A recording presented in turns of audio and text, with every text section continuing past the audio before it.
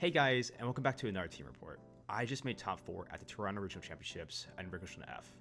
And to be honest, I had very little standards considering my track history with this format back in 2024 season. I had one good result back in Reg F at Knoxville Regionals where I was able to top 8. But besides that, I had a top 64 and a top 120 at UAC. Events that didn't really meet my standards for the most part. But yeah, I'm just really happy I'm able to do this because it also marks my 5th top cut of the season. I have top cut every single event of the season so far.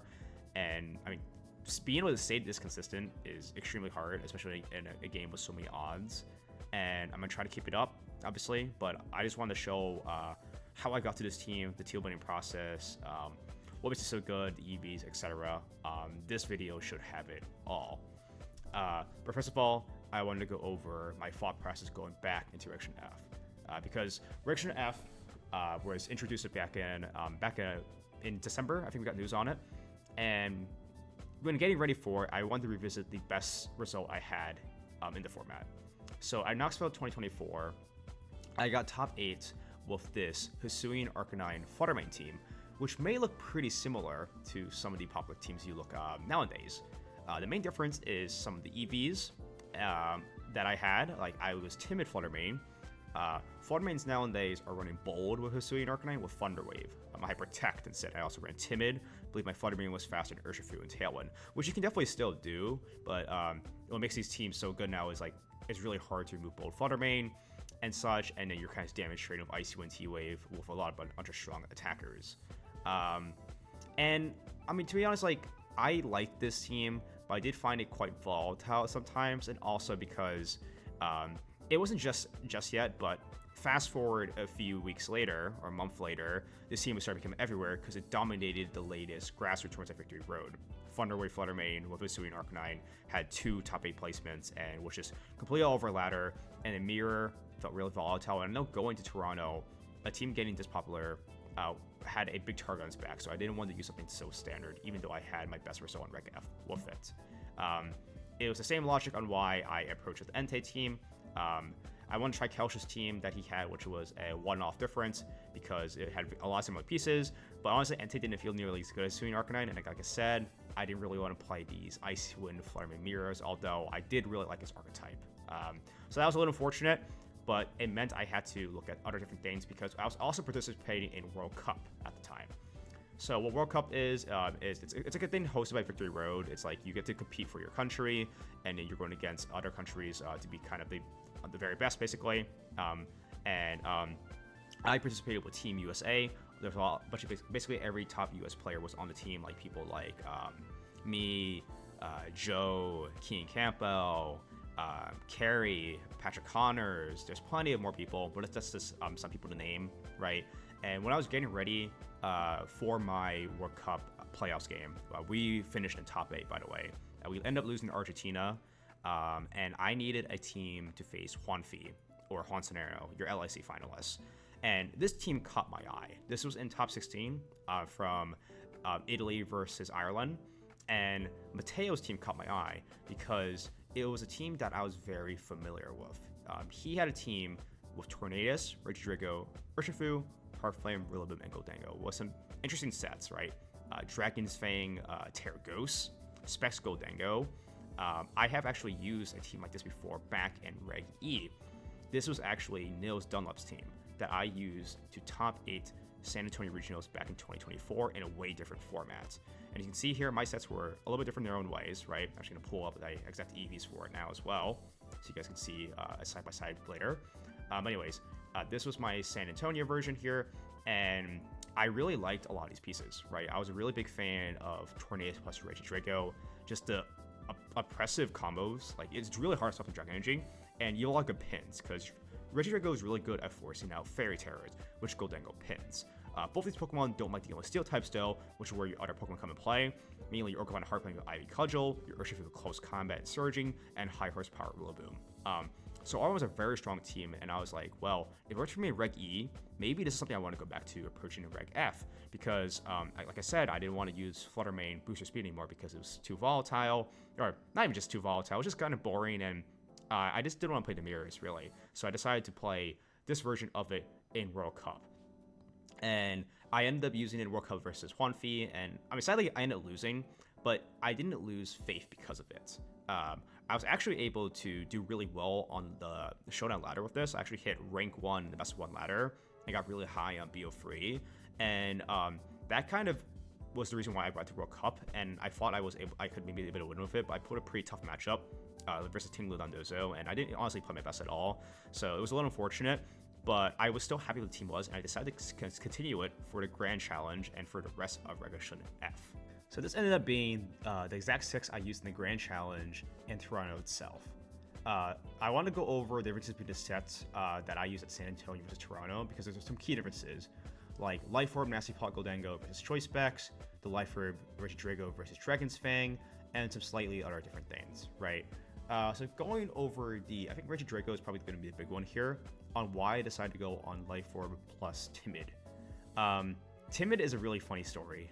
When I was first laddering with the team, I lost to a Timid Raging Bolt, got so mad that I made Regidrago Timid back to outspeed it. But outside of that, Timid has a lot of cool factors, like being able to outspeed, let's say, Roaring Moon under Tailwind if it's booster speed. You can also outspeed a lot of other different things that are kind of slower. A lot of Pokemon right now are going a lot more in bulk, which means they can underspeed Timid Regidrago, like bulky Ogerpons or bulky Mystic Water Urshifu could get outspeed by Timid Regidrago. So that part was kind of nice for kind of surprise factors, and because you're going Life Orb anyways, you don't really need the bulk, so you can go all in attack and speed. Terra Ghost was kind of funny. It made it a lot easier to lead Regidrago Goldango to get around Fake Out to shut down Trick Room teams in particular, because you have Dragon Energy plus Make Rain pins with Terra Ghost and such, so you can avoid Fake Out, click your 2 spread moves, and ideally stop the Trick Room by KO in the Trick Room center. That was kind of the main idea of that. And Life Orb seems kind of funny because you are slowly winning yourself with Dragon Energy, so it might not make much sense to many people. But the thing is, the immediate damage is very important for kind of damage trading in a sense. You can usually throw off 1 or 2 or even 3 Dragon Energies and still do loads of damage. And because you're going Timid anyways, the first Dragon Energy would be a lot weaker if you run something like Dragon's Fang. And with Timid plus Life Orb, it kind of makes up for the damage with Life Orb there and being Timid. Because I want Timid, of course, for things I mentioned. The speed was really king in that regard. But yeah, after you're throwing off maybe 2 or 3 Dragon Energies, you will be chipped to a point where it does significantly less damage, but it also means you have stronger Draco Meteors after, right? You can maybe Dragon Energy something and then click Draco, and then you still get some KOs, which is really nice. Life Orb also boosts Earth Power, which is significantly more damage to something like Terra Heart Flame, or like Incineroar, for example, when you don't want to click your Dragon moves. So that part was quite cool. The other main difference is the Goldango items. So Choice Specs is very different than Life Orb, right? While I do think Nasty Plot Life Orb is very strong with Fake Out support, I think that the way this team functions is you just want to be kind of just getting more knockouts with it. Talon plus Terra Steel Make It Rain with Choice Specs does specifically more damage on the fly than regular Life Orb Goldango, right? The Life Orb Goldango with Nasty Plot needs that +2 setup immediately, so you're more reliant on leading with maybe Rillaboom and such. Specs Goldango is a lot more flexible with Tornadus on lead, basically. That's the general idea behind it. This Goldango went for a lot of bulk. The reason why I have my LIC pace here is because this spread was basically inspired to make the Toronto spread. It's actually the same special attack stat and the same speed stat. The speed stat we ran in Reg H for LIC was for Modest Pelipper, which still applies to Reg F because there are some Pellies, but the funny part about that is if you go 108 speed, you're actually 1 point faster than Jolly Gouging Fire in Tailwind with the booster. So that was kind of the main idea behind it, and we adjusted some of the HP defense from the LIC spread to 212 and 52, and this significantly improved the Sucker Punch roll from Chun Pao, so you should live Adamant Sucker Punch most times. It's also for Adamant Flare Blitz Incineroar, which did come upstream. Living Flare Blitz is pretty clutch on this guy. I was able to live most Flare Blitzes with Goldango here, which was really good. It's your standard spec set of Make It Rain Shadow Ball and Trick. Trick is just nice at stealing items. You can also kind of make a Trick Room setter just keep quick Trick Room, which is nice, like versus P2 or Fergograph. And Power Gem was nice at hitting Incineroar and Gouging Fire mainly. Some other thing to note is the Rillaboom here. The Rillaboom instead of the Terra Rock I had at San Antonio 24. Terra Rock was mostly for Hosu and Arcanine Tailwind teams that were very common back in Reg E, but Terra Fire was more consistent, I think, in Reg F because you're more versatile on Heart Flames. It's also really good versus Shiyu Flutter Mane. In fact, the spread here is dedicated to live some specs hits from Shiyu and Flutter Mane. I believe this spread will Tear Fire, you live Moonblast plus Specs Dark Pulse from HARC Flutter, which is really nice. The speed here, I decided to go for 156, which is 2 points faster than Jolly Ensign. It means also after Icy Wind, you also outspeed stuff like Adamant Chen-Pao, which is really nice. Decided to go with higher horsepower instead of U-turn because it's really nice at chipping down Incineroar and also hitting steel types. And I mentioned earlier, it's really important to kind of pressure these Pokemon that threaten Draco and Goldengo more. That's a general idea. Ruben was really key piece at kind of just clicking like Fake Out plus Surging, maybe one Fake Out plus Dragon Energy or Make It Rain, and also reversing the terrain versus Indeedee Crown teams. The Pokemon HARC Flame, funny enough, it's exactly the same spread that we ran at San Antonio 2024. This 252, 92 attack, 100 defense spread was really nice. With 92 attack, you always killed Indeedee Female with Terra Cudgel, and with 252 HP and 100 defense, you always live Tailroom with E-Speed with Sword of Ruin from Dragon Knight Choice Band. So that made it really nice with priority teams. You also had a lot of surprise bulk. During my tournament run and in the GC run, I was able to live a lot of surprise double ups that your opponent would never expect, and I always like surprise bulk with Ogrepon HARC Flame. Like me and Shilang used Ogrepon HARC Flame Impish before to win a regional, right? So I always like my Pokemons like this Fat Gold and Fat Ogrepon. I think are a little unorthodox, but they do fit this team quite well because you're running a really aggressive team. You want some, I guess, defensive backbone in a sense, right? Just be able to switch in hits or take something better when you're not always getting knockouts immediately. So that part was quite good. 60p was kind of just general dump. You were outspeeding some of these slower Pokemon as well. 138 didn't really hit anything in particular, but it was just kind of nice.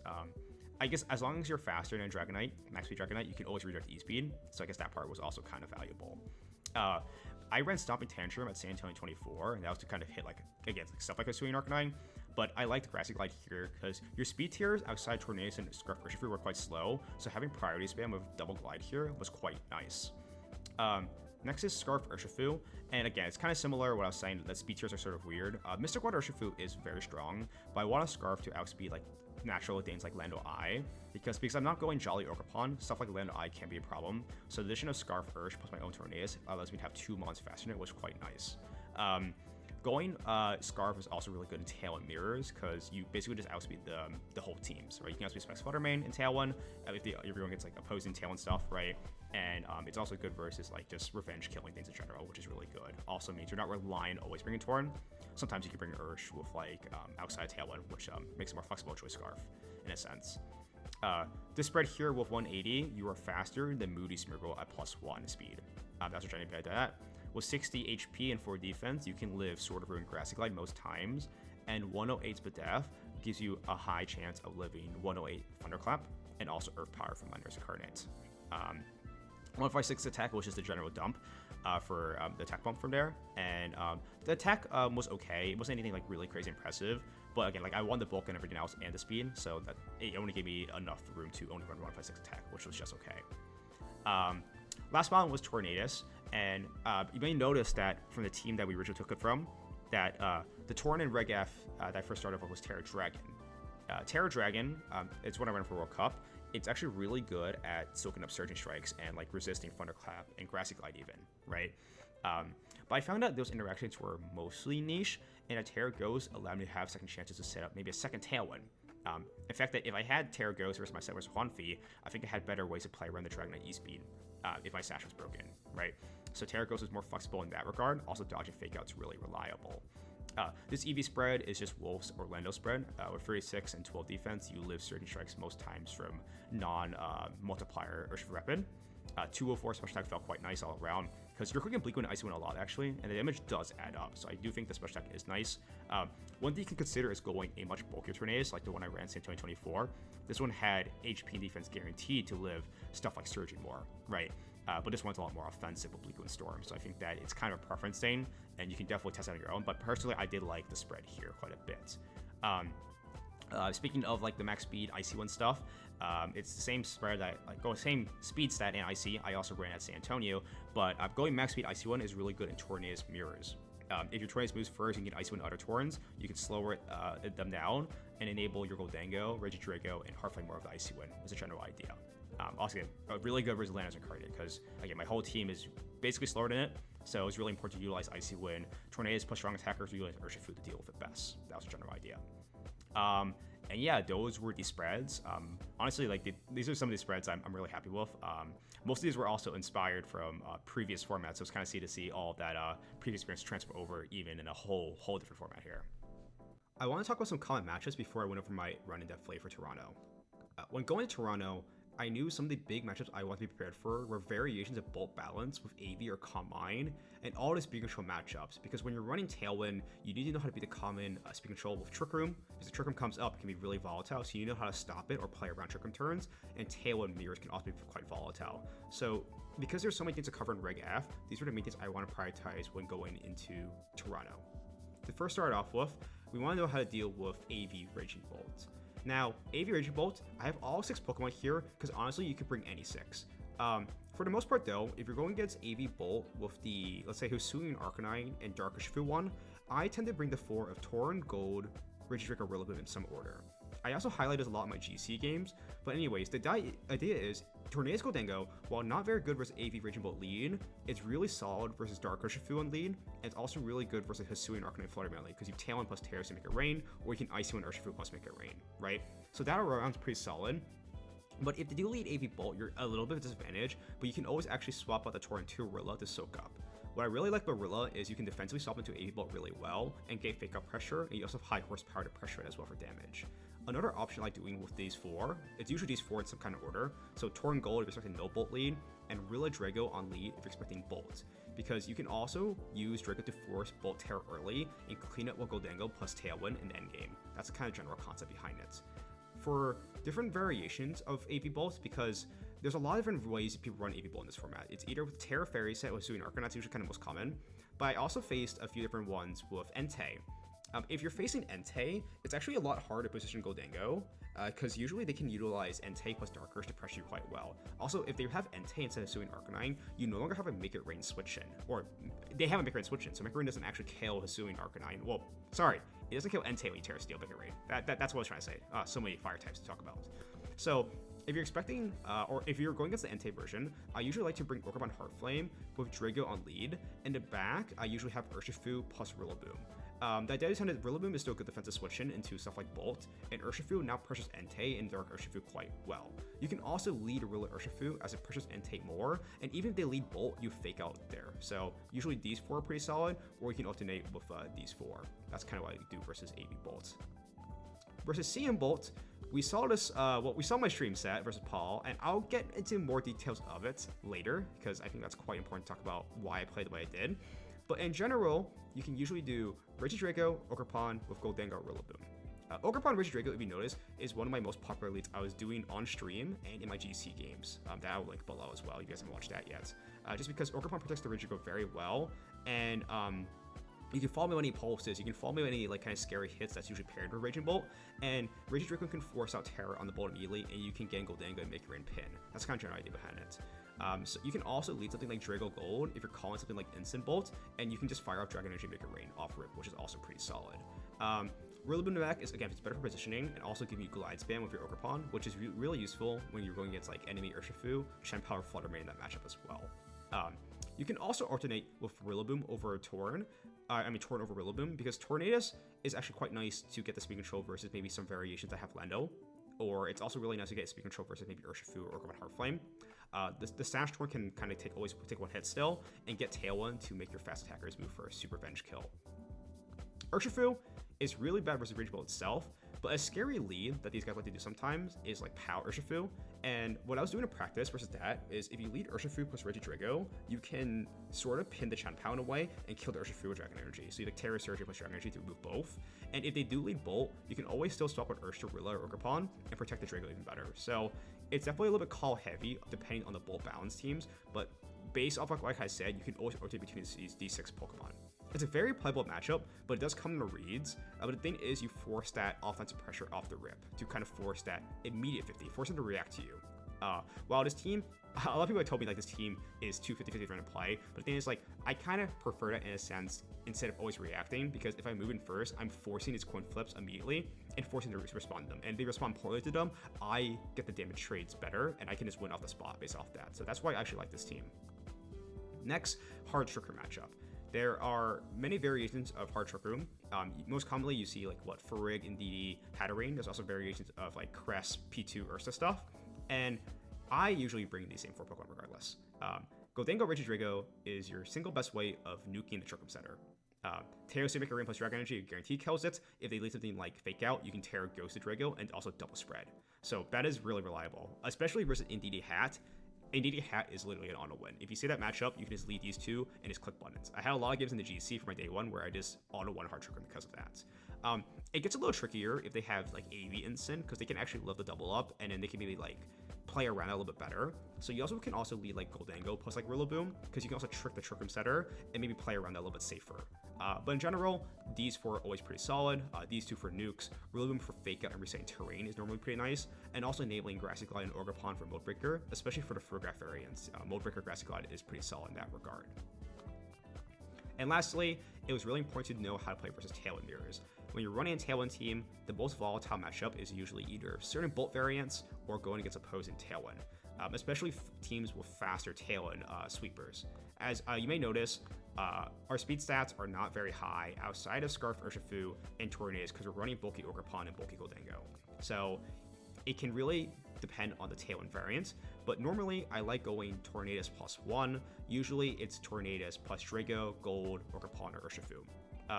Tauren Regidrago is usually pretty good versus slower Tailwind comps, or it's pretty actually decent versus Iron Crown comps as well, or if you're reading like Orgrimmon Heartflame leads, because you have Tailwind plus Dragon Energy. It's also nice because if you're Timid Drago, you're usually faster than opposing Regidrago, which means you will move first into Drago Mirror.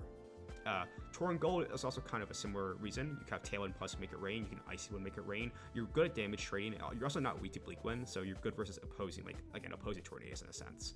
I like you can kind of alternate between Tauren Drago and Tauren Gold depending on the Iron Crown variants. This is what I usually do versus Iron Crown teams, because they don't have any immediate ways to really remove both. Especially Drago on lead, like they have no really ways to kill us out their own Drago. And with Gold, the only thing that's really scaring Gold from for them or for you is the Orgrimmon Heartflame, right? If they lead Tauren Gold, Tauren Heartflame, and you lead Tauren Gold, that's pretty negative. But if you lead Drago and they lead Orgrimmon Heartflame, they're in a really bad spot. So it's kind of a lead heavy kind of thing. But that's just kind of general idea of Tailwind mirrors. You can also go with Tauren Orgrimmon. Tauren Orgrimmon's pretty solid because you Tailwind plus Terra Ivy Culture to remove opposing Tornadus. You can also pivot the Rilla and have Grassy Glide in the back. I usually like have Rillaboom in the back in certain variants because it enables the Orgrimmon, or it's really nice at reversing terrain for the Tornadus mirrors with Iron Crown and DD. Urshifu, kind of similar reason. It's also pretty good in the back at revenge killing, especially versus teams with faster things like boosted speed flutter. It's kind of hard to lead Urshifu immediately, or they have Bolt. But if you have Urshifu in the back, you can use it to end game a lot easier. Or if you're leading Ursh, it's really nice to actually remove Taurens right away, because you can also Tailwind plus Terra Water Surgeon to kill opposing Sash Tornadus, or just really frail ones in general. Most Tornadus are not really going bold or EV to live Terra Surging, so that aspect's actually pretty cool as well. But yeah, that's kind of the general way I like to do in Tauren mirrors. Rory Moon, since it just won, it's actually funny, one of my team building partners did face Carry, and if we were to face the team that won Toronto Regionals, I probably would have done Tauren Drago with Gholdengo Urshifu. The die behind that is, because we're Timid Drago, we actually outspeed Rory Moon under Tailwind. If we're modest, max speed Jolly Rory Moon does outspeed us. But it's really important to note, you can just Tailwind Dragon Energy, force the Moon to Terra in a really bad spot, or you can also Tailwind and Draco the Rory Moon, and it's actually a pretty good roll to kill it as well, if you get that roll right. Your own Gholdengo is pretty good versus the opposing Gold, and also, if Gold locks itself to Make It Rain, then, if they ever Terra Fairy as well, you can pin it with your own Make It Rain, which is really nice. And Urshifu is pretty important at revenge killing the Rory Moon, the Lenners, and Cinnamoroar on that team. So yeah, that's what I like to do versus the common Tailwind teams in the current formats. There's a video we'll be going over my Toronto run, where you can see the other matches I pulled that I think it's covered my last portion. So again, I entered Toronto with the same 6 Pokemon I mentioned before. I played the phases in Phase 1, Phase 2, and I played 3 rounds of Top Cut. For my first round, I pulled Ian Lee on his Cresselia Ursaluna stuff. And like I mentioned earlier, when we do versus HARC Trick Room, you usually have 2 central game plans. You can either go Rillaboom plus Gold and you Fake Out Trick. You can also have Regidrago Orb on the back. That's usually the same 4 you do anyways. And up front, you can also do Regidrago, Gholdengo in lead, or Rillaboom Orb on Heartflame. Game 1, I only led with Gholdengo Rilla because I thought he'd be more prepared for the Draco Gholdengo lead, because I felt like it was pretty obvious on what I could do. But after how Game 1 played out, I was able to win with the trick play. But in Game 2, I realized there's nothing he could really do to stop me clicking Make It Rain plus Dragon Energy. So that's exactly what I did Game 2, and I basically auto-won on game, like on turn 1 of Game 2. He was always doing instant Cress with Bolt Ursa. I guess if he led Flutter, it could have been a little bit weirder versus Gholdengo plus Regidrago, but again, I have Terra Steel to resist the Flutter and not die to it, so it wasn't the end of the world to me. One thing to note is that this matchup gets a little bit more trickier if the Cresselia is Terra Steel. The highest Cresselia Ursa team did finish the top 8 had Terra Steel, and literally Aaron, Brock, and NJ, who made the team, only made Terra Steel to actually counter my version of the team, which is really funny. But I think that if I were to face Aaron in top 4 instead of Paul, I probably would have led Ogre upon Regidrago, because now instead of the Dragon Steel pin on Fairy Cress, now you have the Fire pin on Steel Cress, and you have Dragon Energy to force out that Terra. So that's probably what I would have done instead. For round 2, I'm up against Matthew Minter, and again, it's the standard AV Bolt HARC stuff. Very common team. I win game 1 with with Tornadus, Gholdengo, Rillaboom, Regidrago. And I mentioned before, you can kind of alternate between these 4 Pokemon. Matthew, however, played this extremely well. I think he was making a lot of good reads. In a sense where whenever his Urshifu was like 1 HP and it could die to Fake Out, he wouldn't protect it. So he'd always call me to target the other slot when I could have gotten a KO, which I guess was smart because I was playing around it safely. I was still able to win game 1 though, with the combination of Tauren Gold and Regidrago. He was always doing Urshifu Bolt, and he had Fluttermane back, and he had HARC for game 1.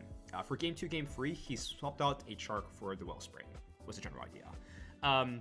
And yeah, game 1, I think it was kind of came down to forcing Terra on the Bolt early and then making Rainy and pinning the whole team. That's kind of what happened. Important to note also, my Gholdengo lived the Wicked Blow, and he didn't CC off me turn 1. That was also kind of important to call my Terra Steel. Game 2, I lost because, again, I think this was the game where I faked out the partner and not the Urshifu. And I believe if I went for fake out Terra Steel, make a rain into Urshifu, I would have won on the spot. He actually gave me an angle to have that position, but he didn't protect it all. I faked another Pokemon, and I wasn't able to get the knockout I needed on Urshifu, so I was able to lose that. And in game 3, super tight set. I think instead of leading Regidrago this time around, I go back to Tauren Gold, and he actually leads, instead of Bolt, I think he leads Flutter. So the Fluttermane's immediately pinned, and it got really close to endgame because we're trading damage back and forth, but his Bolt hasn't terrored yet, and the thing was, my Rillaboom was very low. I think I was around 50%, but I was able to take 2 pulses after Grassy Terrain, which is really big. And because I was able to live those 2 pulses, I was able to get 1 more high horsepower to put the Bolt in range of another hit, and I was able to win this round too. It's a bit more on the volatile end, but I do think it's slightly favored for us because you have the more immediate pressure and a lot of ways to force Terra on the Bolt immediately. Fluttermane also not having Protect in this matchup. Like, Flutter, Arcanine not having Protect is really big here because then Make Rain Pins is really good on those 2, and again, it's also really good on the Bolt because it doesn't have Protect as well, and if you force a Terra Fairy, then Gholdengo just sweeps this whole team. For my round 3, I'm up against Jackson, and it's a very strange tail mirror to say the least. It's, he's Calm Mind Bolt, no Protect. And besides that, it's like very standard pieces. I also didn't really know how to approach this for the game 1, so I played it sort of safe. I led Tauren Drago to try to force a Fairy Terra on the Bolt immediately, and also calling that he would not lead Fluttermane. He leads Tauren Entei, and I believe has Flutter Ursa in the back, or Flutter Ogre in the back, and he doesn't swap Entei out immediately to Flutter, so I'm able to get a Tail and Dragon Energy and just basically kill the whole team from there.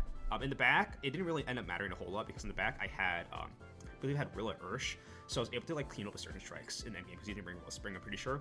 Or if he did have Wellspring, I just used it on my own Rilla because he can't, like, in 1v1, Wellspring never beats the Rillaboom. I wasn't exactly sure what he did exactly, but I felt like as long as I had these 4 Pokemon, it was totally okay. For the game 2, however, I figured I was winning Drago game 1, he would definitely respond to it better the game 2.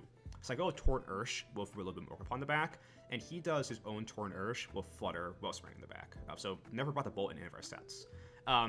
And honestly, my lead was fine because I was able to click Terra Surging into his Tauren plus Bleakwind Storm as he Tailwind and Wicked Blowed actually my Urshifu on Terra. I connected Tornadus like by killing it with Surging because he wasn't EV to live it, and I whiffed Bleakwind. I think I whiffed a whole lot of Bleakwinds. It was like I not only just missed Bleakwind in this set, I think my set versus Matthew, I doubled with Bleakwind in this tournament when Fluttermane was in the field next to like Arcanine or something. So my Tornadus in the early rounds of Swiss was whiffing every single move. I hate Bleakwind Storm. Maybe I should have ran Air Slash like I did in 2024, but that was mostly for Bramble Gas. There's no Bramble in the format right now. So yeah, double miss Bleakwind, not very great, But because I moved his Tauren, it was totally fine because it would have cycled Tail in later. And I actually like clicked Surging in front of his Ogre Pawn. He breaks the Ogre Pawn the turn after, but as long as I break the Urshifu Sash, it was totally okay because I was able to win with the double glide guys in the back because he had only had Urshifu, Ogre Pawn, and Flutter. It would have been bad if he had actually Entei instead if I lost Ursh, because then it's really hard to break, of course, the natural fire type of 2 grass types. But yeah, once the Urshifu Sash was broken, I was able to win double grass, and it was totally fine from there. Round 4, and I'm actually on stream versus my good friend Marcus Dion. This would be a little bit more of a volatile matchup. I know I mentioned hard Trick Room is usually pretty free, but Marcus' team has a lot of unorthodox tools. He has a Terra Fairy, Support, Protect Fergraph. Usually, when the Trick Room Center does not have Protect, you can easily pin it with a combination of Double Spread, or you can even trick the Trick Room Center a lot more easier. Marcus is also running an AV Incineroar, which is really hard for my team to remove. Also, like, I'm looking at his team sheet now, and how did they mess this up? Go-Go Incineroar? This is nuts. Anyways, it's actually kind of hard to move on. This is really distracting. But moving on, he also has a lot of other scary tools with Life Orb, Ursa, and Trick Room, which has more immediate damage than Ursa Hisui.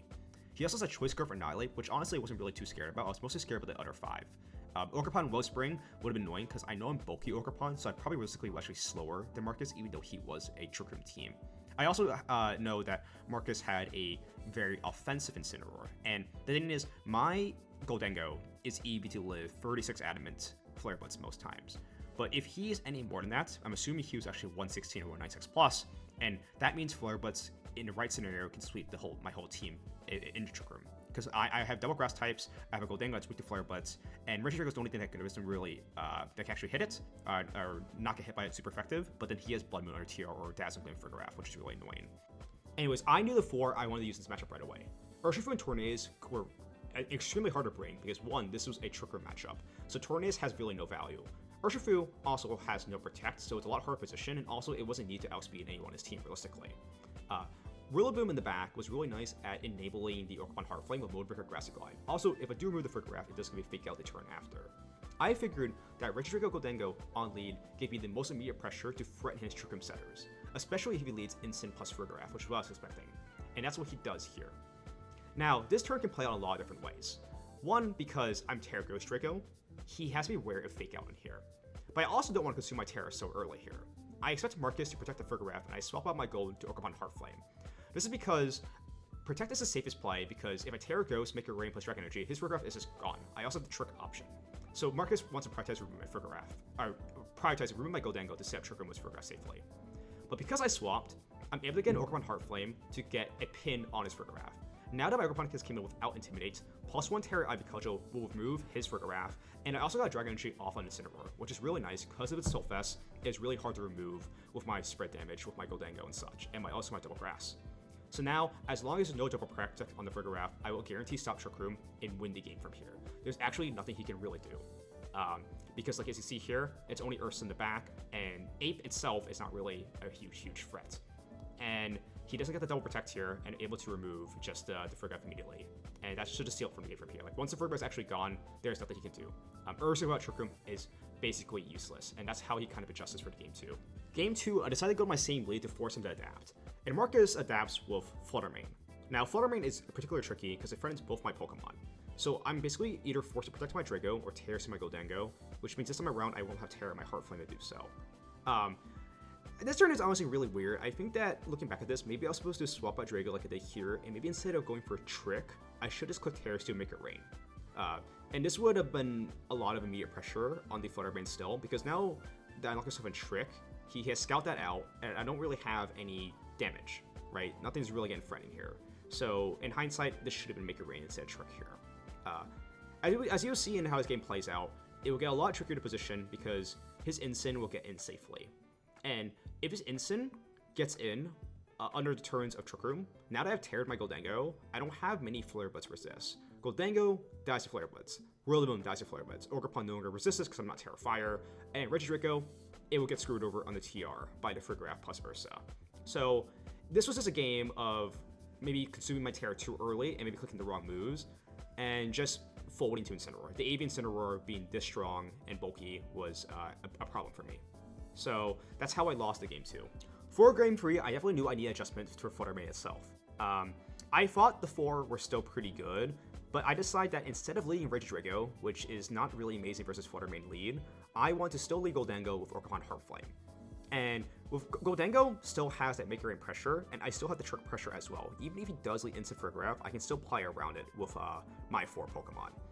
However, he decides to go back to his original game plan, and I make some key errors.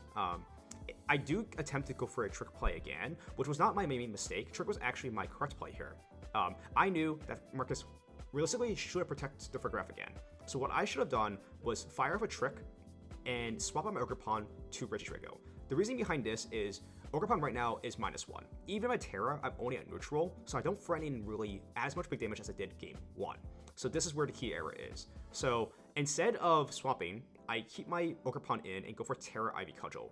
This is a pretty big mistake because I Terra and Ivy Cudgel into Protect when I knew he'd Protect anyways, and I get no damage off. By tricking and swapping, my Gholdengo goes down, but then I get Regidrago in for free, plus my Ogerpon back in at +1. And by doing that, I think I just win the game from there, because like this is a pretty poor position now. Like I get the trick off, which is nice, and Gholdengo will go down. Instantly gets the choice specs, which isn't really a huge deal, but now I can get in Rillaboom safely, right? So it's definitely still playable from here, but I had a way to almost win off turn 1 exactly, but I played way too safe. Here is I guess, another misplay in a sense. Instead of double targeting for a graph, I actually attempt the double into the instant, calling him to attempt a double protect. My logic was, if Marcus gets a double protect here, one, Trick Room, he can trick him the turn after, but it also means double protect plus Flare Blitz means I will be immediately 4v2, because he always puts my Rillaboom there. So now, of course, when he gets Trick Room up, it's going to be really hard to stop. I only have 3 Pokemon left, I only have limited protects, and Blood Moon can get all the knockouts under Trick Room here. And that's how I lose. It's a very volatile matchup. I think I definitely just got some wrong calls, but I definitely had some safer lines of play I could have done. Like I mentioned, the turn 1 of game 3, if I just did a swap with Ogerpon, there's no reason for a Terra. If I'm expecting him to protect, I should have swapped. I went for a too safe play when I should have went my guts, and that's unfortunately how I lost this round 4. It's not taking a loss this early, but I'm happy for Marcus. You know, Marcus, he deserved to win. He's had a rough streak recently, losing Wolf Glick, Shoma on stream. You know, sometimes you got to give a free donation. I'm just kidding. I really just kidding. I love Marcus, but find it a little funny. Had to help break his stream curse somehow. And I'm glad to be the one to do it. Anyways, I'm 3-1, and I'm up against Chandler on a very standard Regidrago Iron Crown team. Had a lot of sets going to this because, I mean, obviously this was the premier Iron Crown team of the format. Justin Karras had this top 4 Orlando, and basically everyone was copying it from there. But looking at this matchup, it's sort of a lead-heavy matchup. I mentioned in Tail and Mirrors, you kind of need to call out the lead. But for sure, I know I need Tornadus and Rillaboom. Torn to match his speed control, Rillaboom to reverse the terrain versus Ndidi, and the front, I had 2 different options. I have either Regidrago on lead or Gholdengo on lead. Regidrago on lead is really solid versus either Torn Ursh or Ogerpon, because you just have Dragon Energy. One, you resist Surging, and you resist Ivy Cudgel, and Dragon Energy is basically just a nuke. Even if he leads Torn Ursh, it's totally okay, because he can't lock himself in both Surging and CC. If he Surges the Torn, you get a Dragon Energy off. If he CCs your Draco, you can always swap your Draco the turn after, because he still gets some guaranteed damage. And that's exactly what happened in the game 1 in our set. I lead Torn Draco as he leads Torn Ursh. And I just click Tailwind plus Dragon Energy very safely. And he just clicks Tailwind, and I believe he U-turns out into Iron Crown, so he takes the Dragon Energy and does a little bit of damage to me. But at this point, it's basically hard for him to trade from here. Because I can safely something like the Gholdengo turn after and protect my Torn, and that is, you have Iron Crown Torn in the field versus a Terra Steel Bulky Gholdengo. You have no forms of damage. So the combination of Torn, Draco, Gold, and Rilla to reverse the terrain later was able to kind of basically win me the game 1. Even again, like if he CCs me turns 1, I think I still in a good spot because I break the Torn Sash, and I can always reposition the Draco the turn after. And say clicks U-turn, and I guess it made it technically easier, but I don't think it changed a whole lot in my opinion. For the game 2, I call him out to lead either Torn Ogerpon or Torn Regidrago for my Regidrago lead. So I lead Torn Gold, because I knew like he wouldn't realistically lead Heart Flame versus Regidrago after game 1, right? So I lead Torn Gold, and he leads Torn Drago. And this is a pretty solid position for me. He can only really Terra Steel the Regidrago to get around this, but that's totally okay. Because turn 1, I click Icy Wind, make it rain, remove his Tornadus as he Tailwinds. He breaks my Sash, which is totally okay because he can Tailwind the turn after, and Regidrago Terra Steals, but still takes like 50%. And this is really big info, or big, like, things in general, because now that he's in 50%, my own Dragon Energy, even though he's Terra Steel, picks it up because I'm Life Orb. So I'm able to kind of get a position where I get my Tailwind, swap in and out, get in Drago, and just click Dragon Energy and win the game. Because, like, again, like, once the guy has Terra, he has no really Dragon Energy switch in, and he actually dropped the Iron Crown. Instead, he had Ogerpon, Heart Flame, and DD in the back, which, again, if he had the Iron Crown, still been fine, because the combination Gold plus Rilla was plenty to beat it. And that's how you play versus Iron Crown. For my round 6, I'm against Lev, and Lev is using a very unorthodox, I guess, Bolt balance team. It's Terra Electric Bolt, which is also important to note. So gold is actually a little bit hard to bring. I believe I've actually dropped Goldango because it's Terra Electric. Usually Goldango is really solid versus these Flutter, Terra Fairy Bolt teams, but really, like, if I'm bringing gold here, it's only really good versus the Flutter main, I would say. So game 1, I lead with Relivim Urshifu, and I have Ogerpon Drago in the back. I actually dropped my Tornadus. As Lev, he leads Raging Bolt Rory Moon, and he has Flutter Lando in the back. And honestly, this is totally fine for me, because I have Fake Out pressure on the Bolt. Like, I lead Ursh versus Bolt. Not very great, but Fake Out stops it. I call him to Terra Poison the Moon, so I Fake Out the Bolt, and I Terra Surge into Rory Moon to put in range of any priority later. And from there, I have a pretty huge advantage, because I can pivot in and out, and I have Drago in the back. One thing about having double drag on a team like this is, if you Terra the Moon, you no longer have Terra for Drago. And I can just Dragon Energy the whole team, and that's exactly what happened. Like, again, this team is all about forcing out Terras with either your Ursh or whatever, your Drago, for those pins, and I was able to get that pin in the end game for game 1. After how the game 1 played out, I figured he probably wouldn't leave Flutter, so I led this Torn Drago, clicked Tail and Dragon Energy, and he led the same thing. This time around, he still had the same back, but he's still in a big disadvantage, right? He can't Terra both, and he actually Terra'd his Bolt this time around, but that was totally fine, because with Bolt taking like 50% of Dragon Energy still, I can clean up the game with my back mons, and this time I had Relivim Ogerpon. The combination of just Terra Fire, Ivy Cudgel, plus like Wood Hammer was able to pin his whole team under turns of Tailwind, and just overwhelmed his whole team, because he had no, like, he wasn't able to get Tailwind up, and because of that, his team just got outsped, and Tailwind just loses. So this was actually pretty straightforward once I executed my game plan. For my round 7, I'm against Emily Parson, and this is actually pretty funny. The first time I ever faced Emily was in San Antonio 2024 with this old team. I ran this 6 Pokemon versus her 2 years ago, which is really funny. Way different format, but we're going against again, and I'm here for redemption, because she kicked my ass. I think I lost to her really hard. She had like a Trick Room team back then, and I just couldn't stop it at the time, and I just like folded. So that was really unfortunate, but I really won my run back. So and we had a really close set again. I feel like, again, like both Emily and Matthew, who were running basically the same team, they played this extremely well, and this went to them the 3 games. For game 1, I go for Torn Gold, Rilla Drago, and I believe they went with Raging Bolt, Ogerpon, with Flutter Arcanine in the back. They were kind of alternating between those actually 4, because I believe they actually never brought the Urshifu or Lando in this matchup, unlike Matthew. Matthew was always using Urshifu. Emily decided to prioritize sticking with the Wellspring and sticking with the Arcanine as well. I guess Arcanine mainly for my Heart Flame. And I actually lose game 1. It came down to a position where I thought she would not double my gold, because I thought it was like kind of obvious for me to swap to Rilla, and because she did, I lost my gold too early, and I was able to kind of damage trade from there. For the game 2, I actually decided to drop my Goldango. So one thing to note is that, again, if it's a Terra Electric Bolt, that's like less ways you can make her and pin this whole team.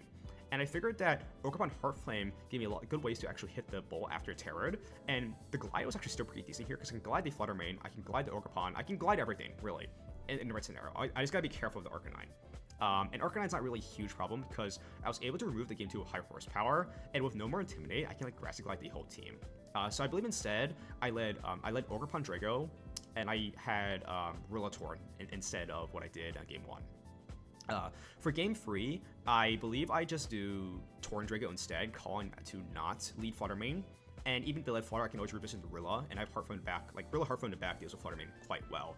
And Drago is still, like, pretty good here, because now they only have one Fairy type, right? So I can still Dragon Energy around the Flutter, and once Flutter main's removed, I can Dragon Energy the whole team. That's kind of the idea behind it.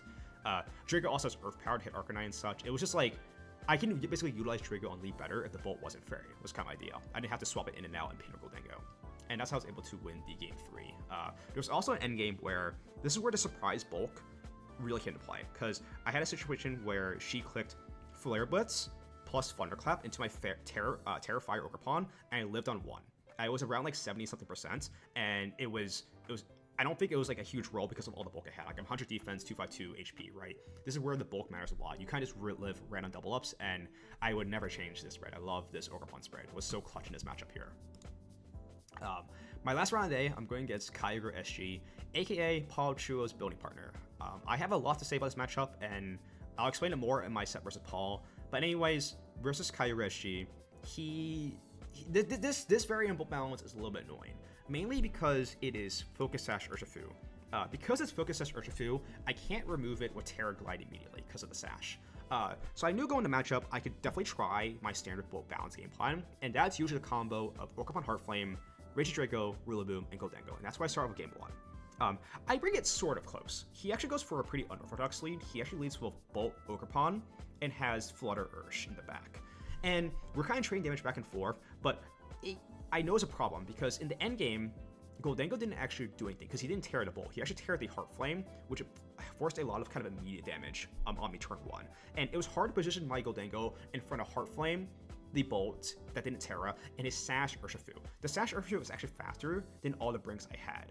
Because I'm slow Ogerpon, my Rillaboom is not jolly, my Goldengo is not timid, and it's faster than my Rillaboom. Yeah, it's just faster than my whole team, the Sash Urs. So going to game 2 and game 3, I actually dropped the gold for Tornadus because I figured that was actually a bigger problem than the Bolt itself. And that's how I won game 2. The Tornadus was actually really clutch. I'm going to fire off multiple Bleak Winds to remove the Ogerpon HARC Flame and the Rapid Strike and get Tailroom in the turns I needed to. And the thing is, like, even though you don't have the super effective pin on the Bolt, forcing Raging Bolt to Fairy Tear is still good for your grass types, because now all of a sudden I can Wood Hammer and Ivy Cudgel for neutral and pick up knockouts, and that's how I was able to basically beat him. He did literally the same stuff the game 2, except this time around he actually drops the Flutter main for Incineroar, so he did Instant Bolt Ogerpon Urshifu for game 2, game 3. And then for my adjustment, I still did Ogerpon Drago on lead, but I had Rillator in the back instead of gold. For the game 3, I go with Rillaboom Regidrago this time, just because he kept leading Instant. I figured he would do Instant Bolt again, so I wanted to fake out the Instant and force out the Terra and the Bolt and get big damage off on it, because I'm faster fake out. And then I still had the Ogerpon Torrid in the back. This is a very back and forth set. I was playing very aggressive as well. The game 2, I called out every single protect turn. Whenever you protected Bolt, I would double the slot that wouldn't protect. And it was basically calling out every single thing, like position in and out, calling out protects, fake out in the right slots, and I just like I had his number. I had him basically like in my grasp. And then for the game 3, I realized, well, if I'm reading protects every other turn, for sure he doesn't protect this turn. And there's a scenario where it was Instant Bolt. He had the very safe protect parting, but if I double the Instant, I can remove it. So I decided to actually Terra Ivy Cudgel and Wood Hammer the Bolt to remove the Terra Fairy Bolt off turn 2. Turn 1, he actually Dragon Plus my Draco, so I lost Draco early, but I still got the big damage on Instant and forced out Terra, which is what I needed Draco to do at least. And he doesn't protect. So I remove the Bolt, and with Bolt gone, I can clean up this game with Bleak Wind Storm plus Grassy Glide. And the last few turns, it's Tornadus was Orb on the field, and I have Grassy Glide Bleak Wind. And I had to click Bleak Wind because he got a parting shot off, so Grassy Glide Icy Wind wouldn't have killed the Sash Urshifu. I connect the Glide, and I click Bleak Wind. I hit the Ogerpon slot by Misty Urshifu, and because I don't kill the Urshifu Sash, he's able to Surging Strike to kill my own Ogerpon, which is really unfortunate. So yeah, that's how I lost to Bleak Wind, and that was actually the main reason why I brought Tornadus instead of Goldengo, just because I figured that the Urshifu was really oppressive, and like, I don't know, Gold is really bad versus Instant, Ogerpon, Urshifu. Those 3 at all, they all versus Make It Rain, and the Bolt doesn't Terra, it's even worse, so Goldengo is like essentially is dead weight. So I figured that as long as I force the Terra Fairy Bolt, I can still beat him with my Rillaboom plus Ogerpon. That was really general idea why I dropped the Goldengo versus Paul. So yeah, I made day 2 at a 6-2 record. Unfortunately, this is my worst day 1 run ever. I have always finished X1 or 8-0 at LIC in all my other events this season. Starting up X2 into day 2 is very, very bad, because with 1 loss, I'm eliminated from top cut contention. Which also sucks even more with the team I'm using. I'm using a team that has a lot of inaccurate moves. As you saw, I missed Bleak Wind my round 8. If I miss any more Bleak Wind or crucial Icy Winds or Dracos or whatever, I am just out of this tournament. So there's little room for error and little room for bad luck going into day 2. So that definitely kind of made me feel a little upset. I mean, I was really upset, to be honest, after that loss, because I feel like I played that round 8 really well, but sadly, it's a game we play. When you're running stuff like Tornadus and Draco, you will be missing moves. The last time I ran Tornadus in a Regidrago F tournament was Charlotte 2025, and I got eliminated pretty early in the tournament. I started off 8-1 and ended off the tournament 9-6. I had a very volatile team. It was like Chi, Glamora, Tornadus, too many moves I could miss, and I was playing really poorly. So all I gotta know was I had to lock in with this team. It'd be me and Keanu in my group who made it. Unfortunately, the others didn't make it to day 2, but Keanu actually ended up 7-1. So I was really happy with how he did, at least.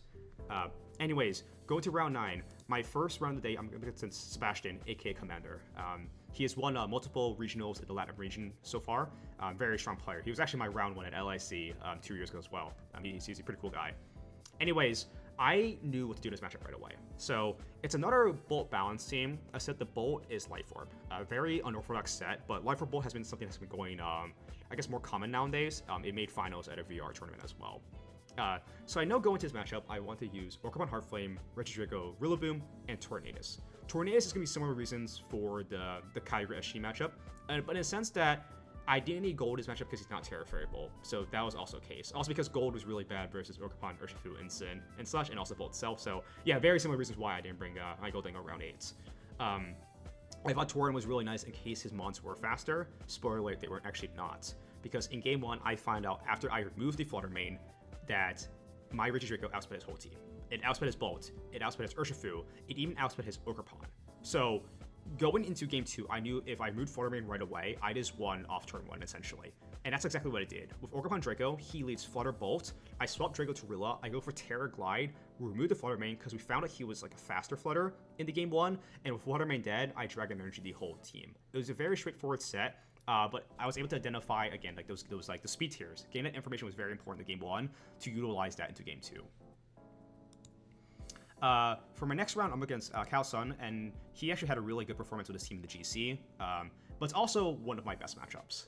Funny enough, he faced my friend Nicholas Donley in day 1, and Nick went for a very straightforward game plan of Orcapon, Draco, Goldango, Rillaboom. One thing to note is when we're practicing this matchup, or what we knew about this team, is that these guys don't like to run bulk on Flutter main. Because you have Frigoraph and you're running Sun, usually the Flutter mains tend to be more offensive to make the most use out of Helping Hand as well. So I knew that if he ever led Flutter, I could always Terra Glide and kill it with Rillaboom on the field. Calsun goes for a very interesting game plan. Instead of leading Flutter, he leads Lilligant Torkoal and has Double Dragon in the back. And I Orcapon Drago, and this is, I guess, a little bit scary, because I was like, well, he has Close Combat, he can Sleep Powder, he ignores my Follow Me, so I need to get this turn right.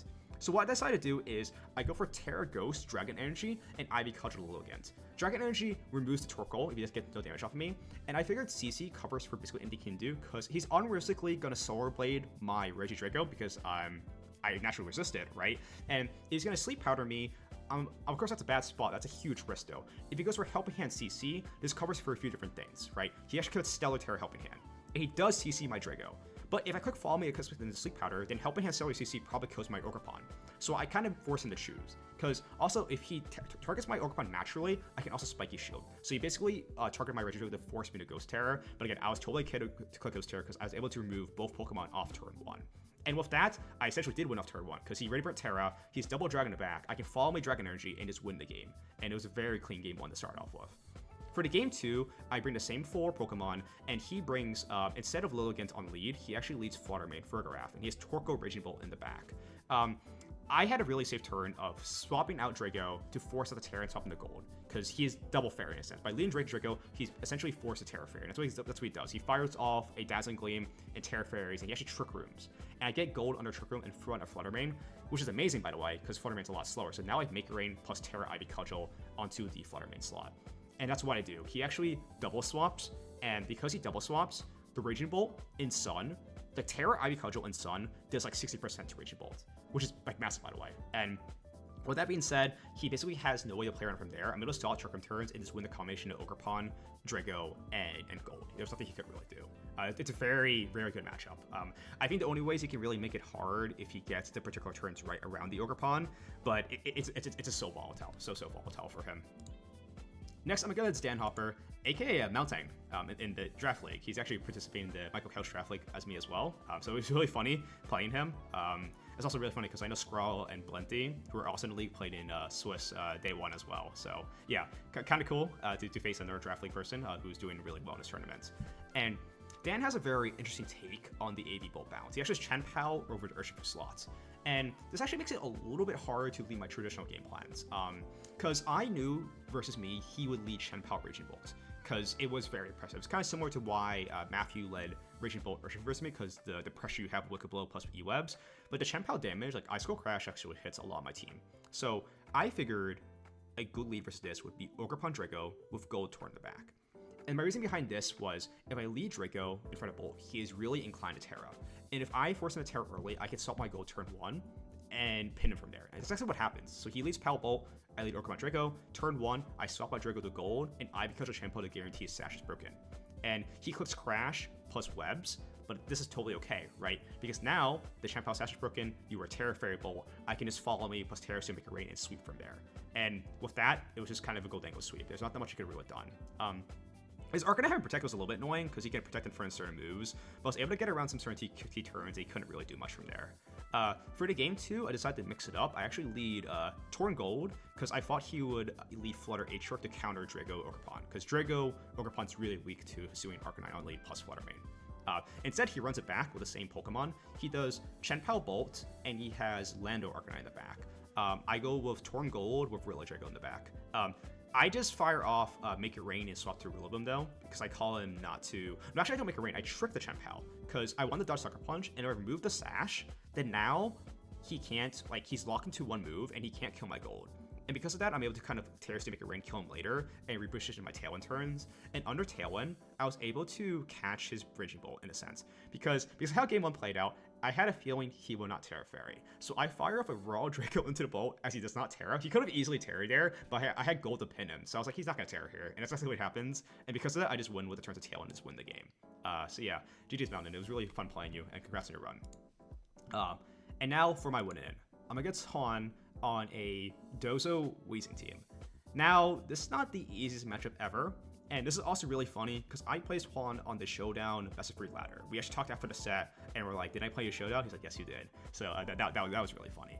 But in my Showdown set versus him, the first time I played him, I always did Rillaboom Ogerpon with Regidrago Tornadus, and I do that in both our games in this matchup too.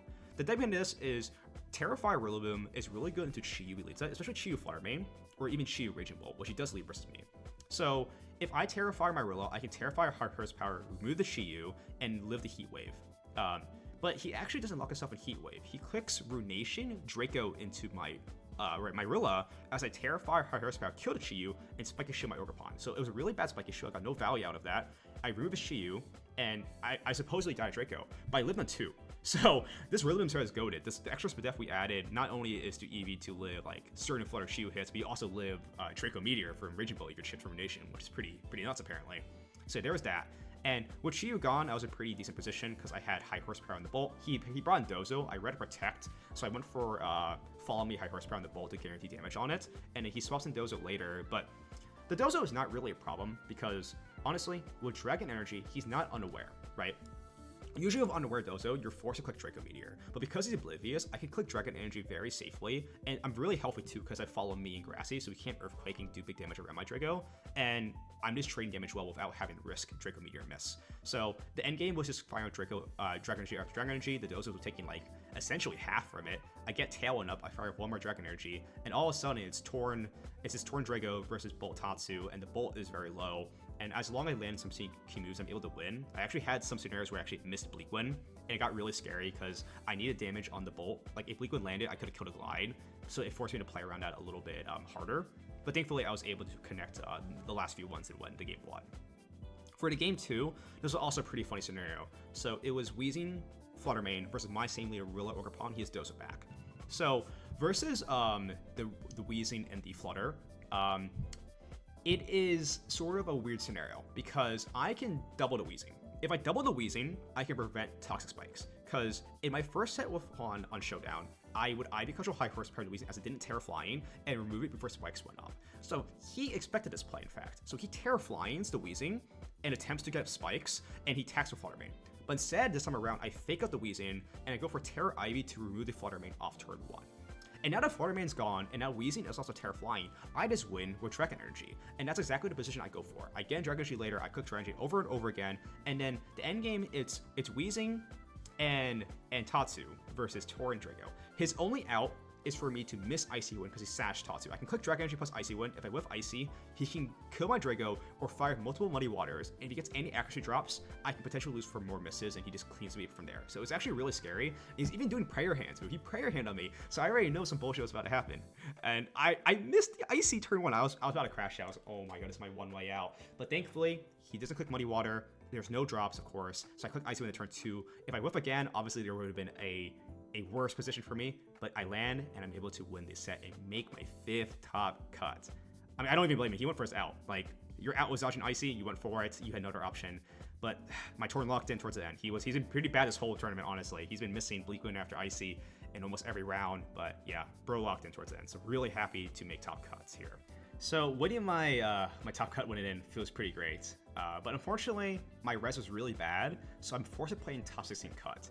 And my track history this season hasn't been really amazing. I have lost every first round of cut, basically SL to Monterey. So I want to break this curse for sure. So I'm going against Noah, and he has a really interesting team. It's actually a rain team with P2, and there's no like Trick Room mode outside of that. It's like P2 Instant Among Us, very passive. But I guess like his Trick Room sweeper here is the Lifer Pelipper. So this match, I kind of knew how to play versus rain. Like I haven't played much versus rain in general, but actually like the day before, I asked my friend John to run rain sets versus me. So I'm like, okay, I never played versus rain before. How do I actually beat it? And thankfully, I had some friends to help me out in this matchup. I was talking to Michael Kelsch, who actually came to Toronto. Funny enough, a lot of Europeans came. But he came, and I believe he lost to him round 1 of day 2. And he was telling me a lot of good information on these spreads. The Arch, he told me, was very close to max Spadef, very bulky Arch. It was a very bulky Pelipper, because it had the Trick Room there, maybe close to max HP. And the Instant was also Spadef. So I had a lot of good information from Michael, so shouts to him. And also my other friends were helping me out in practice, because I had a lot of time to figure out this top 16 set. So going into this, I figured that my opponent's best lead was either Peli Ursh or Peli Arch, and I didn't think he would actually bring the P2 because the P2 was hard for him to position. But I was very wrong with that because he actually did lead P2. My opponent leads with Peli P2, and he has Instant Arch in the back. I decided to lead Rillaboom plus Regidrago, and had Ogerpon and Goldango every single time for all 2 sets. So turn 1, I just Draco, and I would hammer the P2 slot to force him to Terra, because I think that, well, honestly, he wouldn't have Terra to P2 realistically, because I figure that with Drago on the field, you're more inclined to Terra steal your Pelipper. And that's exactly what he did. He Terras to the Peli, but he actually swapped out the P2 to Instant. So Instant drops to the combination Draco plus Woodhammer, and the Pelipper fires a Hurricane into my Regidrago. So yeah, we trade some damage, but because he didn't Hurricane my Rillaboom's still alive, and Draco, even though it's -2, still has a lot of good damage, because when P2 comes out to turn 2, I fire off double attacks into the Steel Peli. I actually click Earth Power plus High Horsepower into it, and that still drops, which is really big information. And now that Peli and Instant are gone, he sets up Trick Room, sure, but it's a 4v2. So I'm able to reposition my pieces, cycle and fake out in and out, and I'm able to pin the P2 plus Arch. Like I fake out Trick, I can Draco Meteor later, I have Terra Ivy Culture once Rand's over. It was really hard to position, like after I had the Mon advantage. For the game 2, I do the same lead of Rillaboom plus Regidrago, but this time around, my opponent leads with Peli and Ursh. And I go for probably the nastiest turn 1 ever. I fake out the Ursh and click Dragon Energy, expecting him not to Wide Guard. He doesn't Wide Guard or Terra, and I get a double knockout off turn 1. From there, we actually have like a turn 3 or turn 4 DC, but I essentially won off turn 1. It's a 4v2 again, and my Regidrago is not tripped. I can keep firing off attacks after attacks. There's nothing he can really do. So I'm able to win from there. We had we had a DC, but because I had the Mon advantage and my opponent said the matchup wasn't very great for him, he didn't really want to play it out. Thankfully, we didn't have to play it out from there. Because like sometimes in a scenario, it's really weird, right? Because I had this happen in UAC one time where I was in the only position and a DC happened. And of course, when a DC happens, you usually want to play it out because obviously you don't want to lose to a DC. So I totally understand opponent want to play it out, but thankfully didn't have to play it out because the opponent decided to forfeit it because the matchup was that bad for them. And just like that, I am in top 8. Round 8, I'm against Eric, aka Silverbroom. This match will be very interesting because it's a Tailroom team. I mean, I have to cover not only his Tailwind mode, but also his Trick Room mode. What makes this matchup even more complicated is that my friend Keanu played Lorsi in Day 1 Swiss, who was also using the same team as Silverbroom as they are team building partners. So, in Swiss, Keanu was able to beat Lorsi with the combination of Goldango and Regidrago on lead with back Tornadus and Ogerpon. When fearing this matchup, we talked about how that lead was definitely still good as a cover for Instant Frigg, but it was a lot worse into a combination of Flutter Mane and Ogerpon lead. If you ever played the combination of Flutter Mane and Ogerpon, or even just Flutter or Torn, or honestly, any of those kind of free Pokemon together, it would have been really negative. As my Regidrago is really bad to Flutter Mane, and my Goldango can't protect in front of Ogerpon Heart Flame, so it made it a lot more volatile on lead. So when approaching this matchup for, I guess, the rematch here, since Keanu faced Lorsi in the same matchup earlier, both of us knew how to adjust. But I had a feeling that Silverbroom here would not use a Trick Room mode because the Trick Room mode loses pretty hard to Regidrago and Goldango, which Lorsi lost to. So a lot of mind games, and I decided to go with Ogerpon plus Regidrago because it covered more of his options. As even if he led Flutter Mane, I can always swap my Regidrago to Goldango And with Terra Ivy Cudgel, I can kill Fluttermane with it, even through Intimidate, because the Fluttermanes on these teams tend to be very strong and stuff. So yeah. And I felt that the combination of Drago, Gold, Ogerpon was definitely mandatory. And Torn, while it wasn't very useful versus the Trick Room mode, I knew that Eric would always bring Tornadus here. And it was mostly to catch off my slower leads, right? And I know I also said in the beginning portion of the video when talking about matchups is that you don't always have to bring, or you usually bring Tornadus in the front, but because, again, it's Tailroom team, having Torn in the back was better to kind of stall his Tailwind, and also because it covered very slower mode as well was kind of general idea. So yeah, it was about kind of a way of this kind of damage trading here. And in this position, I kind of caught him off guard with this Ogerpon Drago lead, because Ogerpon is a massive threat here. Without Incineroar on the field, this Fluttermane is a nuke. I can also double the Tornadus here, but Tornadus can protect, so I always thought it was safer attacking the Flutter slot instead. And he does go for the protect, so I did make the right play. And with Gold on the field, I can kind of damage trade back and forth, and I'm not going to play out this whole set because all of this was on stream, but to note, it was just like the damage trades were really good here. We're all kind of like trading damage and also trying to stall this to the Tailwind. This is also where the bulk on the Goldango came into play. If you decide to make changes to the Goldango spread, you are massively risking the chance of getting KO'd by Adamant Flare Blitz. Because in this turn 2, he will go for Tailwind Flare Blitz, and my Goldango lives on like 10 or 12 HP, which is really important. If I was a faster Goldango, let's say I was timid with no bulk, then obviously I would drop every single time. So I was a huge fan of the bulk here. On this Goldango, on this Ogerpon, the bulky spread just made it so clutch to live hits. I love my Fat Mons overall. There's also a very important turn in this game where he didn't know my bulky Ogerpon would live Power Gym. So with this bulk on Ogerpon, you could also live Specs Power Gym for Fluttermane, not just like random double ups, just like that's actually a guaranteed hit as well. So yeah, that was really useful. On a turn he attacked my Ogerpon, I honestly thought he wouldn't go for Power Gym, that's why I went for the attack. If he doubled me on my, and I didn't protect, I should have Spiky Shield. Another turn I could have done on the turn he doubled my Ogerpon, I should have protect as well. But I just called him out. This game is a little read heavy in a sense. So yeah, that's just how I won game 1. I just trade damage under to his Tailwind, I bring my Torn later, and once I remove the Fluttermane, there is no Dragon to switch in. So the whole goal is stall his Tailwind, kill his Torn, kill his Flutter, and sleep for Regidrago, and that's how it's I perfectly execute that in the game 1 here. For the game 2, I knew he would probably make some adjustments, but I also had a feeling he wouldn't do instant photograph, as he was definitely too scared to do it after how Kiana beat Ursa. So I decided to go for the same thing because it still covers for basically everything he can do except for Instant Fari, and this time around he leads Instant and Torn, which doesn't really change a whole lot because my Terra Cudgel is still very safe. Like, the only way he can really punish Terra Ivy Cudgel is with Power Gem Flutter and his own Ursa Luna, but Ursa Luna is honestly hard for him to bring without Trick Room because if I have Tail on my own, I can outspeed it. So I decided to go for the same play and same lead because it covered for basically everything he had. And I get a very lucky crit turn 1, which is very important because if I remove Torn early, he can't Tailwind the endgame. And the thing is, like, under Tailwind, if we match Tailwinds, his Fluttermane and Ogerpon are basically faster than most of my team outside of my Torn, right? Fluttermane outspeeding everything I have, and my only thing that can outspeed Ogerpon is my own Torn, right? So if I'm able to stop this being control later, he can't get a late game Tailwind like me, and that makes it a lot harder for me to position my Drago, Ogerpon, and Goldango, for example. So removing Torn here was really excellent. I was able to reposition my pieces here. Again, like, he doesn't cover my Goldango swap like I did game 1, because honestly, it's really hard for him to lock himself in Shadow Ball there, because if he locks himself in Shadow Ball, I can fire off a Drago and such, and I found it unlikely for him to attack the Drago, because Drago can't do anything in front of Fluttermane, so I figured that he would either Power Gem my Ogerpon, because it was the main threat. We saw the game 1, it just claimed like every knockout.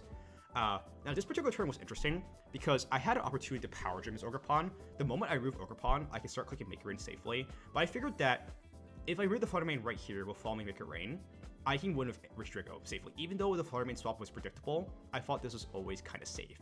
Because, like, the damage I will get in Ogerpon is going to be really important from a Regidrago in the back. And you're going to see, like, how this plays out, right? Like, I go for Follow Me Make It Rain to cover for Power Gem Ivy Cudgel, because if Power Gem, we saw the game 1, I live Power Gem for Flutter. So if he goes for Power Gem Ivy, I'll get the Make It Rain off guaranteed and kill his Fluttermane. That was the turn we did it. It was like a very safe play, assuming there's no crits. But his Make It Rain damage is going to be massive because I have Drago in the back. And this is the last turn of Tailwind. And I know I want to preserve my Goldango because I want Goldango to kill the Fluttermane. So I decided to go for a double swap. And by double swapping, it allows me to get my Torn safely in a way because he's never going to double the Ogerpon here. If anything, his best play is to always Ivy Cudgel Gold because it can't protect. So if he's not going to double my Torn slot, it means my Sash, yeah, it might get gripper from the fake out, but it allows me to get a Tailwind up guaranteed the next turn because Torn is still alive. And that's exactly what I do. I swap and turn on the fake out, which eats it just fine. And he doesn't Ivy the Ogre Pawn because he has to kill the Goldango because he's really worried about the endgame tail and tail make it rain, right? So this is like the perfect position. And now this is also where the Lifer comes into play. By big game damage this early, Dragon Energy is not that great here. But with Life Orb and Earth Power, this will get a guaranteed knockout on the Terrifier HARC Flame. So I go for Tail and EP, and he doesn't protect. Because the reason I think he doesn't protect is because he knows I can Draco the instant slot, call and protect. But again, once I remove the Ogre Pawn, it is just make it rain food. And that's what happens. And you can see me pop off here because I have it guaranteed locked now. There's nothing he can do. His tail one's gone, my Goldango's alive, the instant can't kill everything, it is just GG. And I am really happy with how I played this. It was a very back and forth set, and I think like with the scouting, with the adjustments we made, and just calling out the game plans, because it's never easy putting against the same person twice in a sense. Like I didn't face him, but my team building group faced him. So it like allows for a, I guess, information dynamic, which is really interesting part of VGC. But yeah, that's how I win top 8. Next I'm up against Paul Chua. Funny enough, this is my second time facing Paul Chua in top cut of Toronto Regionals. I don't know what kind of odds that is, but last time he beat me in top 8 of Toronto. Really unfortunate. I had this really cool Salaman's Rain team, and he's running a very traditional, I think, like Roaring Moon balance team. Paul is a very straightforward guy. If he has the best balance team in the format, he will run it. And playing against one of the top players on this was definitely not very fun, considering my track history with Paul. Not only did he knock me out of Toronto Regionals in 2023, he also knocked me in several other, I guess, winning ends. I remember Peoria, there's a chance I could top cover beat Paul, lost to him. And I've lost him at a few different locals as well and such. He's just a very good player. The only time I actually had him beat was my very first regional before I knew it was Paul Chua. I remember I asked him, I was like, yo man, did you work with Luca Paz because they're the same team? He's like, oh no. I'm like, oh, okay, cool. So that's my funny story about Paul. And yeah, back in 2023 as well, I'm also repping the HARC Flame mask. Shout out Richard, day one mask here. I was able to rep it here in also this Toronto top cut. Yeah, talking about the actual match, right? I'm back facing Paul again in another top cut. And it's a very tricky matchup in a sense where I face his team building partner. In my round 8, I lost to Kyogre SG, and a lot of people were asking me, why did you bring the Goldango? And I mentioned earlier that Tornadus was brought to deal with his opposing Pokemon that gave Goldango a lot of problems. Because in my round 8, I lost a combination of HARC Flame, Instant, Urshifu, and a non-Terra Bolt that made my Gold essentially useless. And like I said before, that sometimes you can drop the gold versus certain Bolt balance teams because the combination of Rillaboom and HARC Flame can pin a Terra Fairy because you're still firing off grassy boosted hits, or Terra Aviculture does a lot to Bolt as well, right? So you can still pin the Bolt neutrally with those Pokemon. So that's just not to be that. And the reason why I wanted Tornadus in this matchup was, again, to deal with the Orcamon HARC Flame and Urshifu. Unfortunately, this game plan didn't go according to plan because Paul actually dropped the Urshifu. He decided to bring the Flutter main more. And I think the only reason why Paul was bringing Flutter, unlike my other opponent, was because Paul's Flutter had Protect. It's important to note that the Flutter main that I faced in round 8 had it had Taunt instead of Protect, or it was Pin Split.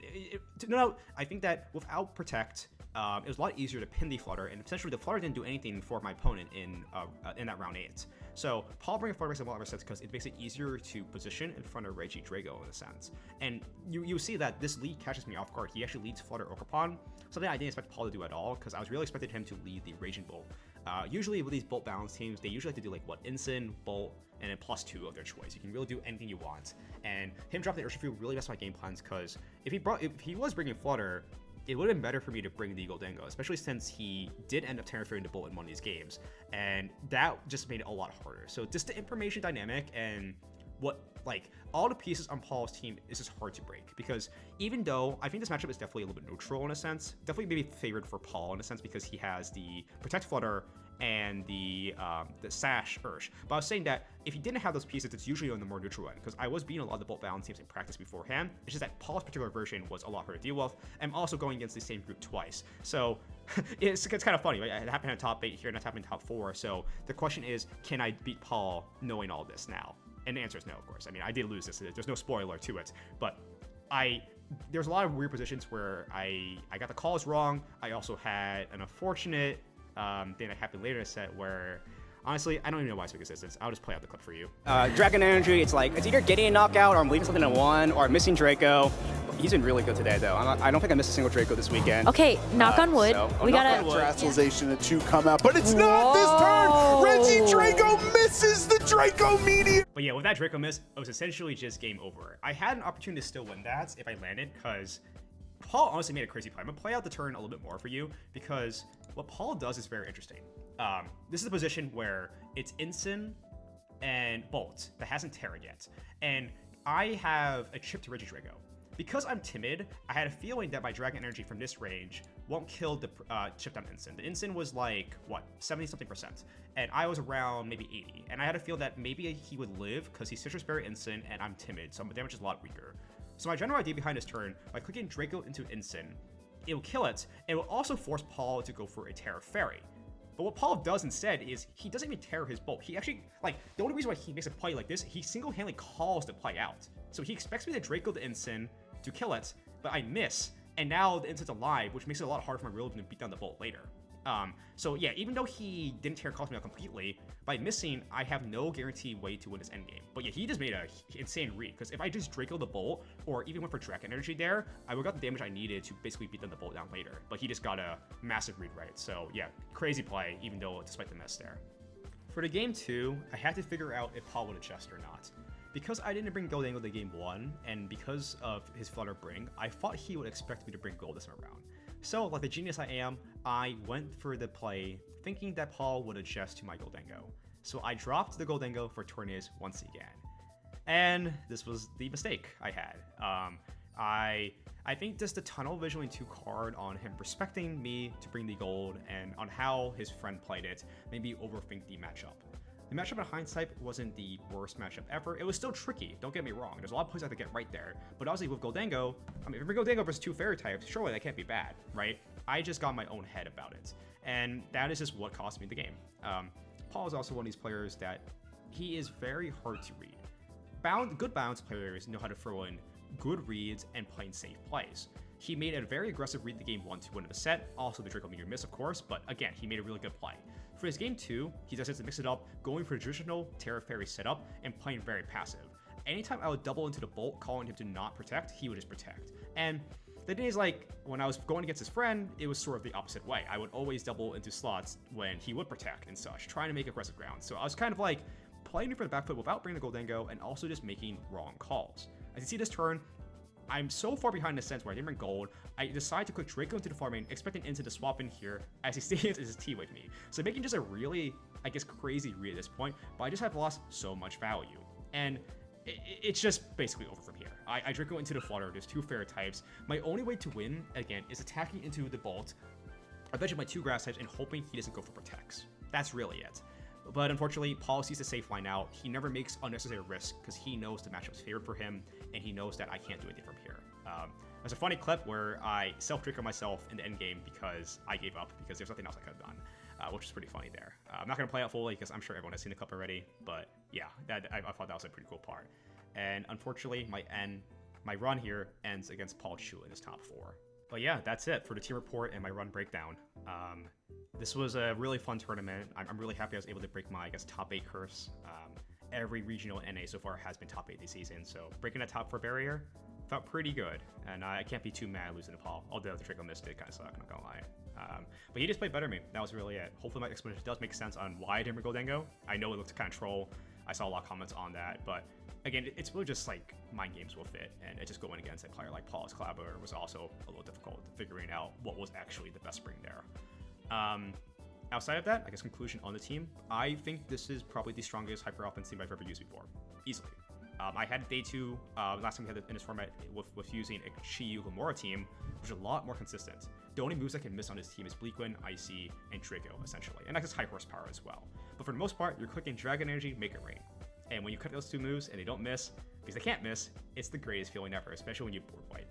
So, in conclusion, this is probably like the best regular team I ever used before. The amount of damage you have confirming out your opponent is very valuable. Sometimes you gotta make some key reads, but if you like offense and you've seen how I pilot, and you know the game plans now, I think anyone can use this team to full capacity. Just know your matchups. I think a lot of things as well is that you can also freeform lines as you go. I had a lot of tools on this team that allows me to play it my way. I wasn't always doing straightforward game plans to just drag energy and make it rain. I have tools like Fake Out plus Urshifu. I have tools like Fake Out plus Make It Rain, Tail and Make It Rain. I can utilize Orcapan offensively or more defensively to follow me. This team gave me all the tools to utilize my offense and defense. So it was kind of the perfect mix of offense and defense for me, and that's why it's like, I guess it's not true hyper offense, but I mean, dude, you're using Regidrago Offense Goldango. It is as close as you can get to hyper offense in this format. So yeah, that's really it. For changes I would make, I already mentioned I love these spreads. The only thing you can really think about is maybe making the Goldango faster, because it's actually 1 point slower than carries, but the Goldango bulk was so good during the run, I'm not gonna lie.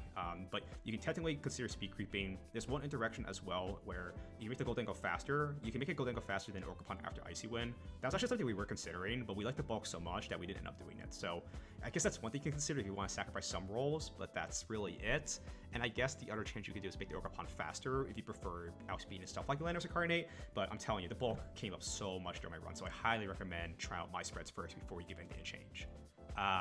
But yeah, that being said, I hope you all enjoyed my team report, and hopefully I can make another one sometime soon. My next event is UIC, and I'm gonna try to come for that trophy. I was close at LIC. I'm not trying to be too cocky. That's been my goal this whole season. I've been able to prove I can top cut almost any event. UIC is the one IC I haven't cut yet, so that is my goal next.